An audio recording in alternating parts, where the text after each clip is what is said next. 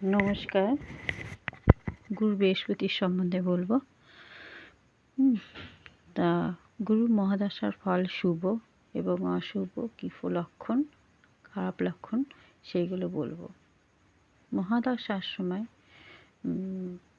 যখন যাদের মহাদশা চলে, তাদের যদি ছকে যদি ভালো জায়গায় বৃহস্পতি বসে থাকে, তখন ভালো কাজ দেয় বৃহস্পতি। আর যাদের মহাদশার সময় খারাপ জায়গায় বসে আছে বৃহস্পতি, তাদের ভালো ফল দেয় না, অতটা অশুভ ফল দেয়, তবু অতটা দেয় না। বৃহস্পতি যেখানেই বসুক না কেন, যে দৃষ্টিই পড়ুক না কেন, ওনাকে মানে ভালো করে, অতটা খারাপ করে না বৃহস্পতি। এই একটা গ্রহ আছে যে যেখানেই বসুক না কেন ভালো ফল দেয়, অতটা খারাপ হয় না। যদি বাজেও বসে থাকে তবে অতটা খারাপ করে না। খারাপ তো করে, কিন্তু অতটা খারাপ করে না। যাই হোক, মহাদশা যখন চলে, যাদের ভালো চলে তাদের ভাগ্য, জ্ঞান, সম্মান বৃদ্ধি, ধর্ম, গুরুজনদের বৃদ্ধি, বিবাহ বোঝায়। এবং 16 বৎসর হয় মহাদশা, অন্তর্দশা নয় হয়। আর মহাদশা গুরু সবসময় ব্যালেন্স আনে, মানে কীভাবে ঠিক রাখতে হবে বুঝে ব্যালেন্স করে। 9 গ্রহের মধ্যে বৃহস্পতি পঞ্চম স্থান বলা হয়। সূর্য, মঙ্গল, বুধ, চন্দ্র, তারপরে বৃহস্পতি পঞ্চম স্থান। তারপরে আসে শনি, রাহু, কেতু। প্রথমে রাহুর মহাদশা আসে, তারপর বৃহস্পতির মহাদশা হয়, তারপর শনির মহাদশা হয়। এবং শনি ন্যায়, যখন শনির মহাদশা লাস্টে আসে তখন ন্যায়, কর্ম, সন্ন্যাসী বা দুঃখ বেদনা বা ভালোও হয়। অনেকে যাদের শনি ভালো বসে তাদের ভালো করে, আর যাদের খারাপ বসে তাদের খারাপ করে। রাহু আচানক, যাদের রাহুর মহাদশা চলে তাদের আচানক বাড়িয়ে দেয় সব কিছু, বা বাউন্ডারি ক্রস করে, বা ধোঁয়াশার মধ্যে রাখে রাহু। যাদের রাহু ভালো আছে তাদের তো একটু ভালো করেই, আর যাদের খারাপ বসে আছে তাদের খারাপ করে। বৃহস্পতি বৃদ্ধি কারক বলা হয়। বৃহস্পতি 3টি দৃষ্টি আছে। হ্যাঁ, 1 নম্বর থেকে সে 5 দৃষ্টি দেয়, 7 দৃষ্টি দেয়, আর 9 দৃষ্টি দেয়। 5 দৃষ্টি থেকে সন্তান, জ্ঞান, বুদ্ধি দেয়। 7 দৃষ্টি থেকে বিবাহ, মান সম্মান, বুদ্ধি বৃদ্ধি এবং ব্যবসা বোঝায়, বা পার্টনারশিপ বোঝায়। 9 দৃষ্টি থেকে ধর্ম, ভাগ্য, উচ্চ পদ, এইগুলো বোঝায়। সম্মান। কাউর ছকে যদি বৃহস্পতি ভালো বসে আছে তাদের ভালো ফল দেয়, আর যাদের বেশি খারাপ বসে আছে তাদের খারাপ ফল দেয়। বৃহস্পতি আকাশতত্ত্ব হয়, বন্ধন থেকে মুক্তি হয়, অনেক দেয়, কিন্তু প্রচুর দেয়। তার সঙ্গেও কেউ যদি দান করে তাহলে বৃহস্পতি খুব খুশি হয়। 12 নম্বরে আর ভাবে রাশিতে, মীন রাশিতে, অর্থাৎ মালিক উনি নিজেরই ঘর, সেই জন্য দান করা ভালো। 4 রাশি, 8 রাশি আর 12 নম্বর রাশি বৃহস্পতি যদি বসে বা থাকে, সেখানে জলতত্ত্ব রাশি, জন্ম থেকে মৃত্যু বোঝায়, মুক্তির রাশি বলা হয়। যদি বৃহস্পতি ভালো থাকে বা তাকে ভালো বলা হয়, কিন্তু যদি খারাপ বসে থাকে তাতে খারাপ ফল দেয়।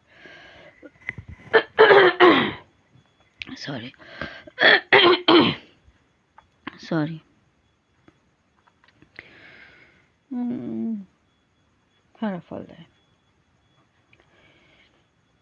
কিন্তু যদি খারাপ ফল দেয়, বৃহস্পতি যদি স্বরাশি, উচ্চ রাশি, ত্রিকোণ রাশি, কেন্দ্র রাশি ভালো ফল দেয়, খুব ভালো ফল দেয় তাদেরকে। আর যদি বৃহস্পতি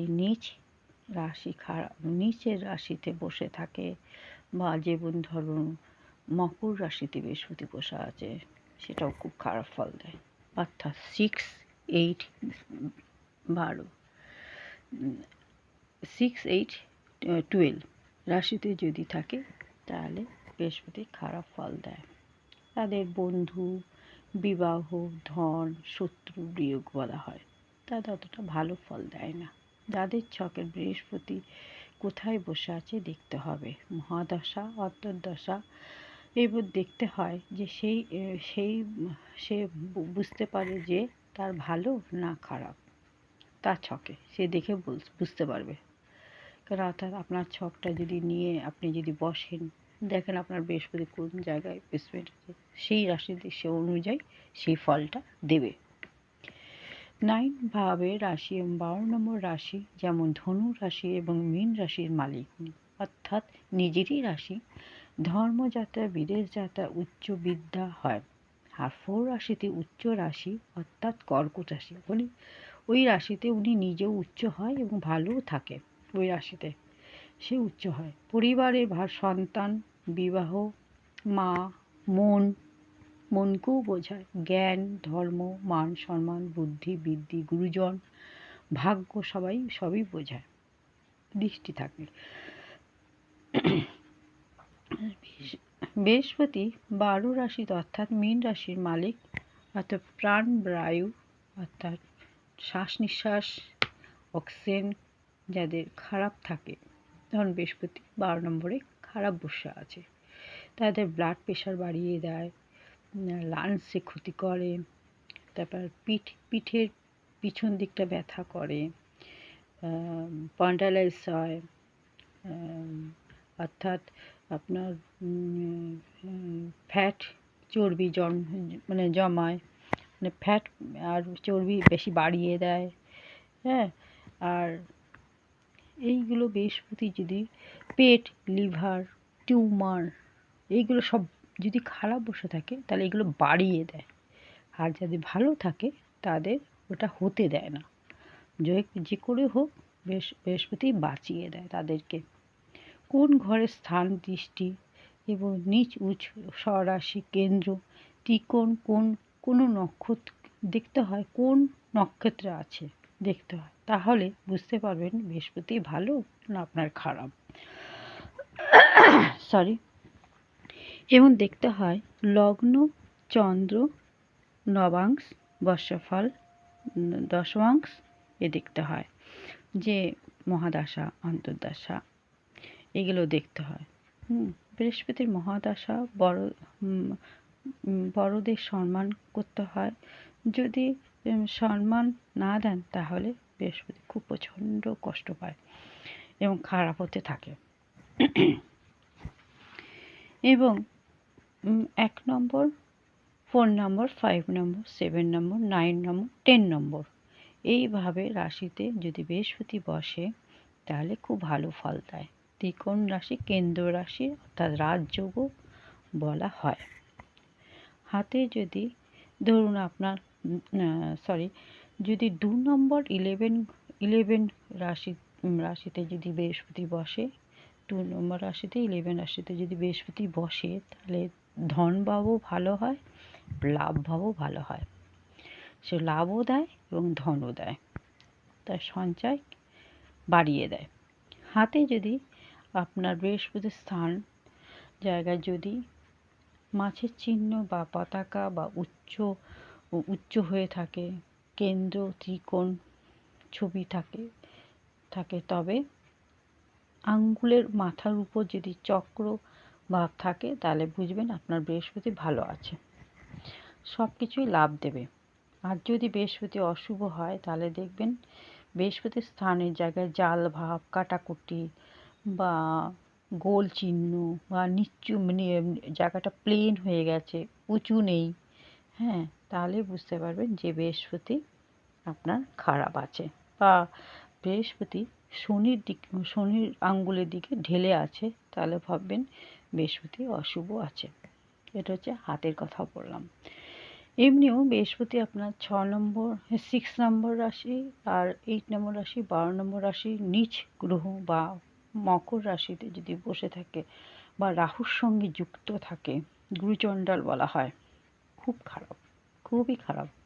হাতে যদি বৃহস্পতির স্থান যদি নিচু হয়ে থাকে তাহলেও খুব খারাপ বলা হয়। এদের খারাপ বলা হয়। বিবাহ, সন্তান, বিবাহ, সন্তান, বিদ্যা এইগুলি দেরিতে হয়, সুখে থাকে না। হ্যাঁ, অনেক কিছু প্রবলেম ফেস করতে হয়। মানে কি বলবো, গুরুজনদের মান সম্মান মানে সম্মান পায় না, এরকমও বলা হয়। অনেক কিছু হতে দেয় না বৃহস্পতি। বৃহস্পতির মহাদশাতে যদি ভালো জায়গায় বসে থাকে বৃহস্পতি, তাহলে খুব ভালো ফল দেয়। আর যদি বৃহস্পতি মহাদশাতে যদি ছকে খারাপ বসে থাকে, তাহলে খারাপ ফল দেয়। এবার আমি বলবো মহাদশা এবং অন্তর্দশার সঙ্গে যখন চলবে তখন কীরকম ফল দেবে। যদি মহাদশার বৃহস্পতি হয় আর শনির অন্তর্দশা হয়, তাহলে লাভ দেবে। শনি যদি খারাপ হয় তাহলে খারাপ ফল দেবে। আর যদি ভালো থাকে তাহলে শনি যদি ভালো, যেই ছকে ভালো বসে থাকে, তাহলে আপনাদের ভালো ফল দেবে। সরি, বৃহস্পতি মহাদশার সঙ্গে যদি বুধের অন্তর্দশা হয়, তাহলে ভালো ফল দেবে। যদি নক্ষত্রও কিন্তু দেখতে হবে, যদি নক্ষত্র কী নক্ষত্র নিয়েছে, বৃহস্পতি কী নক্ষত্র নিয়েছে বা বুধেরই কী বা নক্ষত্র নিয়েছে, এগুলো দেখতে হয়। আর যদি বুধ খারাপ হয় তাহলে খারাপ ফল দেবে। আর সেখানে যদি মঙ্গল দৃষ্টি থাকে তাহলে আরও খারাপ হবে। আর বৃহস্পতি বুধের এমনিতেই শত্রু, সে বৃহস্পতি বুধকে দেখতে পারে না। এই জন্য সে ভালো ফল দেয় না।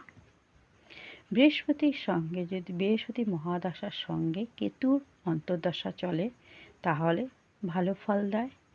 যদি ভালো বসে থাকে কেতু, ভালো জায়গায় বসে আছে, যেমন কেতু যেমন আপনার ধরুন মীন রাশিতে বসে আছে আর বৃশ্চিক রাশিতে বসে আছে কেতু, তাহলে ভালো ফল দেবে বৃহস্পতি। আর যদি যেখানেই বসে থাকুন কেতু খারাপ ফল দেবে। যদি খারাপ ভালো থাকে তাহলে ভালো ফল দেবে, যদি খারাপ থাকে তাহলে খারাপ ফল দেবে। এবার বলি বৃহস্পতির মহাদশাতে যদি শুক্রর অন্তর্দশা হয়, তাহলে কিরম ফল, কিরম মানে চলবে আর কি। তাহলেও যদি খারাপ থাকে তাহলে খারাপ ফল দেবে, যদি ভালো থাকে তাহলে ভালো ফল দেবে। আর শুক্র যদি রাহুর সঙ্গে থাকে তাহলে খারাপ ফল দেবে। বৃহস্পতি একই শুক্রকে দেখতে পারে না, ভালোবাসে না। শুক্র বৃহস্পতিকে ভালোবাসে, কিন্তু বৃহস্পতি শুক্রকে ভালোবাসে না, এজন্য খারাপ ফল দেয়। যদি ভালো বসে থাকে, নক্ষত্র ভালো নিয়ে থাকে, তাহলে কিছুটা ভালো ফল দিতে পারে। সরি, এবার বলবো বৃহস্পতি মহাদশার সঙ্গে সূর্যর অন্তর্দশা। এবার বৃহস্পতি সূর্য দুজনই মিত্র গ্রহ, দুজন দুজনকেই ভালোবাসে এবং যদি ভালো বসে থাকে, নক্ষত্র ভালো নিয়ে থাকে, তাহলে সে ভালো ফল দেয়। আর যদি খারাপ বসে থাকে তাদের খারাপ ফল দেয়। দুজন মিত্র গ্রহ কোনো ক্ষতি করে না, খুবই ভালো ফল দেয়। যদি ধরুন সূর্য ভালো জায়গায় বসে আছে, তাহলে তো খুবই ভালো ফল দেয়। বৃহস্পতির মহাদশা থেকে যদি চন্দ্রর অন্তর্দশা চলছে, তাদের কি হবে, তাদের কি ফল হবে। বৃহস্পতি মহাদশা এবং চন্দ্র অন্তর্দশা, অর্থাৎ দুজনই মিত্র গ্রহ এবং দুজনেই খুব ভালো ফল দেবে। এবং দুজনেই যদি একই জায়গায় বসে থাকে বৃহস্পতি চন্দ্র, তাহলে দৃষ্টি দেয় বা একই জায়গায় বসে থাকে, গজকেশরী যোগ করে, খুবই ভালো ফল দেয়। এবং নক্ষত্র যদি নিয়ে থাকে তাহলে তো খুবই ভালো ফল দেবে, আরও ভালো ফল দেবে। বৃহস্পতি মহাদশার সঙ্গে যদি মঙ্গল অন্তর্দশা হয়, তাহলে কীরকম ফল দেবে। মিত্র গ্রহ, দুজনেই মিত্র গ্রহ, দুজন দুজনকেই ভালোবাসে এবং কোনো খারাপ ফল দেয় না। যাদের ধরুন খারাপ বসে আছে বা মঙ্গল খারাপ বসে আছে, তাহলে অতটা করবে না, তো পথে নিয়ে আসবে, ভালো ফল দেবে, খারাপ ফল দেবে না। হ্যাঁ, গ্রহ মানে আপনার নক্ষত্র দেখতে হয় কীরকম বসে আছে, বৃহস্পতি বা মঙ্গলের নক্ষত্র দেখতে হয় কীরকম বসে আছে, তাহলে ভালো ফল দেবে। সরি, বৃহস্পতি মহাদশার সঙ্গে রাহুর অন্তর্দশা কিরম চলবে সেরম বলবো। যদি ভালো বসে থাকে তাহলে ভালো ফল দেবে, যদি খারাপ বসে থাকে তাহলে খারাপ ফল দেবে। এমনিতেই বৃহস্পতি রাহু দুজনেই কিন্তু গুরুচণ্ডাল যোগ, এক জায়গায় বসে থাকে গুরুচণ্ডাল যোগ করে। দুজনে একই বৃহস্পতিকে রাহু যদি দুজনে একসাথে বসে থাকে তাহলে রাহু বৃহস্পতিকে ডিস্টার্ব করে এবং বৃহস্পতিকে কোনো কাজই করতে দেয় না। হ্যাঁ, এবং বৃহস্পতি সেটা সেরকম ভালো ফল দিতে পারে না। ভালো থাকলেও ভালো ফল দিলেও রাহু দিতে দেয় না।